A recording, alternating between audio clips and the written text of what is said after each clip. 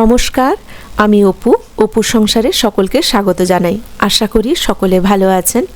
আজকে কাঁচা লঙ্কার আচার বানাবো, যেটা ভাত, রুটি, মুড়ি, পরোটা কিংবা খিচুড়ি যাই থাকুক না কেন, থালার এক পাশে যদি 1 চামচ দেওয়া হয় মনটা আরও ভালো হয়ে যাবে। এই আচারটা এতটাই সুস্বাদু হয়, এইটুকু বলতে পারি, যদি 2টো রুটি খান এই আচার সাথে থাকলে অন্তত 4টে রুটি খুব অনায়াসে খেয়ে ফেলতে পারবেন।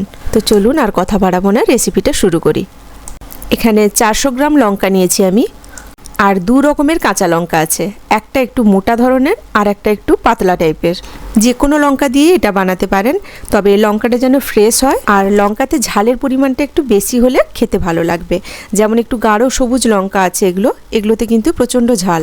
আর হালকা সবুজ কালারের যে লঙ্কাগুলো একটু হয়, সেগুলো একটু নরম ধরনের হয় আর ঝালের পরিমাণটা কম থাকে, তবে সেগুলোতে তাই টেস্ট খুব একটা ভালো আসে না। তাই চেষ্টা করবেন একটু ঝালওয়ালা লঙ্কা নিতে। কাঁচা লঙ্কাগুলো প্রথমে ভালো করে ধুয়ে নিতে হবে, তবে ধোয়ার আগে কিন্তু ডাঁটিটা ছাড়ানো যাবে না, ডাঁটি থাকা অবস্থাতেই ধুয়ে নিতে হবে। তাতে লঙ্কার মধ্যে একটুও জল ঢুকবে না। কিন্তু ধোয়ার পর লঙ্কাগুলোকে ভালো করে সুতির কাপড় দিয়ে মুছে নিতে হবে, একটুও যেন জল না থাকে। আর নইলে একটু রোদেও শুকিয়ে দিতে পারেন, কারণ লঙ্কার গায়ে একটু আধটুও যদি জল থেকে যায় তাহলে কিন্তু আচারটা নষ্ট হয়ে যাবে। আমি ধুয়ে শুকনো করে বোটাগুলো ছাড়িয়ে নিলাম, তারপরে একটা ছুরি দিয়ে এইভাবে কুচি কুচি করে কেটে নিয়েছি। সাথে 3টে বড় সাইজের পাতিলেবু নিয়েছি। এখান থেকে পাতিলেবুর রসটা বের করে নেব। চায়ের যে ছোট কাপগুলো হয় তাতে 1 কাপ মতো রস হয়েছে। আর লেবুতে যদি রস একটু কম থাকে সেক্ষেত্রে 3টা জায়গায় 4টে লেবু দিয়ে দেবেন। এবার লঙ্কার মধ্যে লেবুর রসটা দিয়ে দেব, সাথে দেব 1 চামচ লবণ।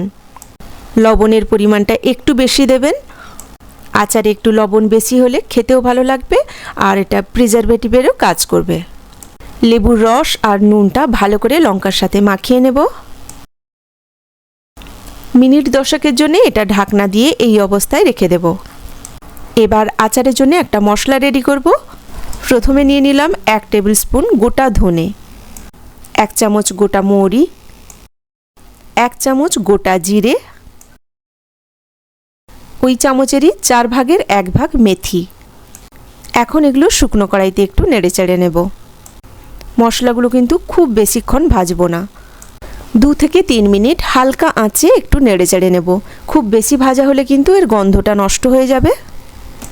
এবার এটা মিক্সিতে গুঁড়ো করে নিয়েছি, তবে গুঁড়োটাও কিন্তু ফাইন পেস্ট হবে না, একটু দানা দানা থাকবে, তবেই খেতে ভালো লাগবে।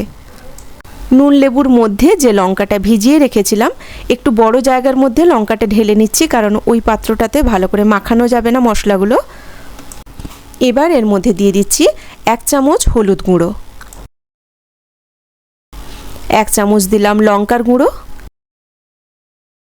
হাফ চামচ দিচ্ছি কালো জিরে, সাথে দিয়ে দেব তৈরি করে রাখা মশলা। এবার একসাথে এগুলো খুব ভালো করে মেখে নেব। মশলার পরিমাণগুলো কিন্তু যেভাবে দিলাম সেইভাবে দেবেন, আচারটা অপূর্ব খেতে হয়, বিশেষ করে রুটির সাথে দুর্ধর্ষ লাগে। একটা হাতা দিয়ে আমি ভালো করে সব মশলা লঙ্কার সাথে মাখিয়ে নিলাম। মশলাগুলো ভালো করে মাখা হয়ে গেছে। গ্যাসে একটা প্যান বসিয়ে দিয়েছি। এবার এর মধ্যে দিয়ে দিচ্ছি বেশ খানিকটা সর্ষের তেল। ছোট চায়ের কাপে প্রায় 3 কাপ তেল দিয়েছি আমি। আচারে একটু তেল বেশি লাগে, তাতে আচার সুস্বাদু তো হবেই, আর বহুদিন পর্যন্ত আচার ভালো থাকবে।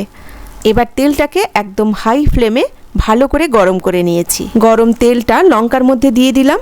তেল গরম করে কড়াইতে লঙ্কাগুলো দেব না, তাতে লঙ্কাগুলো বেশি নরম হয়ে যাবে, লঙ্কাতে ঝালের পরিমাণও কমে যায়। কিছুদিন থাকার পরে লঙ্কাগুলো নরম হয়ে একদম ঘেঁটে যাবে, এতে আচারের টেস্টটাও অনেকটাই খারাপ হয়ে যাবে। সবশেষে দিয়ে দিচ্ছি হাফ কাপ ভিনিগার, এটা কিন্তু অবশ্যই দেবেন, তাতে বহুদিন পর্যন্ত আচারটা সংরক্ষণ করতে পারবেন।